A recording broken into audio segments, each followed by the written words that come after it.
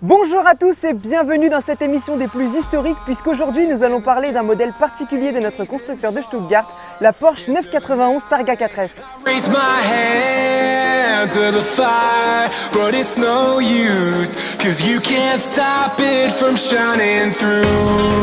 It's true, baby, let the light shine through. If you believe it's true, baby. Faisant son apparition pour la première fois en 1965, la Targa s'est très vite taillé une réputation puisqu'il s'agit du premier cabriolet au monde possédant un arceau de sécurité. Mais alors, pourquoi cet arceau? Eh bien parce qu'aux États-Unis dans les années 60, certaines personnes envisageaient de bannir du pays les modèles de cabriolets jugés comme étant trop dangereux. C'est donc pour répondre à une norme américaine que l'arceau de la Targa est né. C'est d'ailleurs ce dernier qui fonde le concept de la magnifique Targa et qui par ailleurs rigidifie la structure de la voiture. Cependant attention, cela n'a pas toujours été le cas puisque pour les générations de 993, 996 et 997, notre constructeur avait supprimé cet arceau en magnésium pour le remplacer par un toit ouvrant panoramique en verre, le fameux toit Targa. C'est donc son retour sur les générations de 991 qui vient nous offrir un superbe design néo-rétro et surtout un vrai cabriolet. L'appellation Targa n'est également pas là pour rien. En effet, son nom rend hommage à une célèbre course italienne, la Targa Florio, où Porsche a remporté plusieurs succès. En ce qui concerne notre 4 roues motrices, nous avons un moteur 3,8 litres de 400 chevaux d'origine et 430 pour notre modèle puisqu'elle possède un kit X51,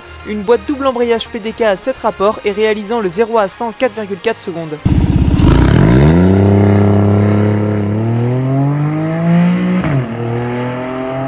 C'est une voiture que je trouve sublime avec une coupe et des lignes à tomber par terre, surtout en mode décapotable. Le décapotage est électrique, ne peut être réalisé qu'à l'arrêt et ne dure que 20 secondes. Faites cependant attention à ne pas la décapoter s'il y a un mur derrière au risque de l'accrocher.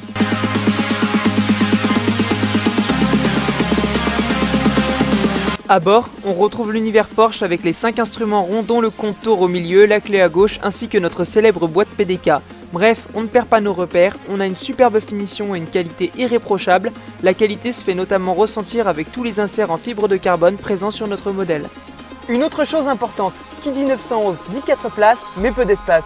Et oui, car bien que ce soit très agréable d'être passager avant, être passager arrière l'est moins. Pour les options de la console centrale, sur ce modèle nous avons le mode Sport, le mode Sport Plus, le réglage des suspensions pilotées, le SC Off donc l'antidérapage ESP, le système d'ouverture et de fermeture de la capote et là celui de l'aileron arrière, l'ouverture des valves et enfin la désactivation du start and stop. En parlant de l'aileron, il s'agit d'un petit aileron permettant de beaucoup mieux stabiliser la voiture, surtout dans les fortes vitesses puisqu'il vient la plaquer au sol.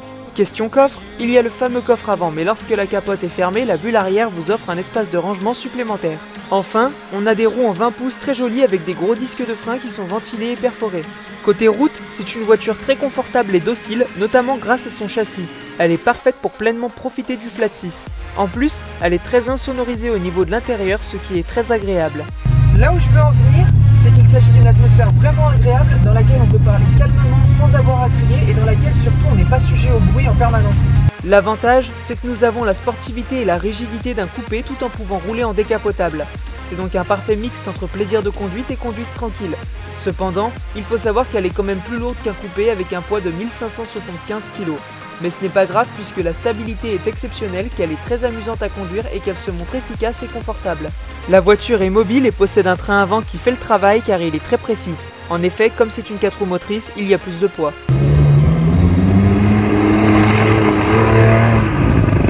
Question freinage, les freins sont très efficaces, le freinage est bien mordant, on ne peut absolument rien reprocher à cette voiture.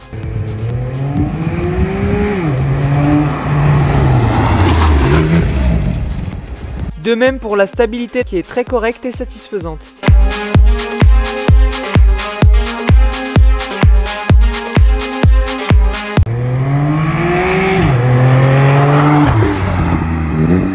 Et voilà chers amis Porschistes, cette petite vidéo est terminée, j'espère qu'elle vous aura plu. Dans tous les cas, vous pouvez vous rendre sur notre site internet sur lequel il y a toutes les informations nécessaires.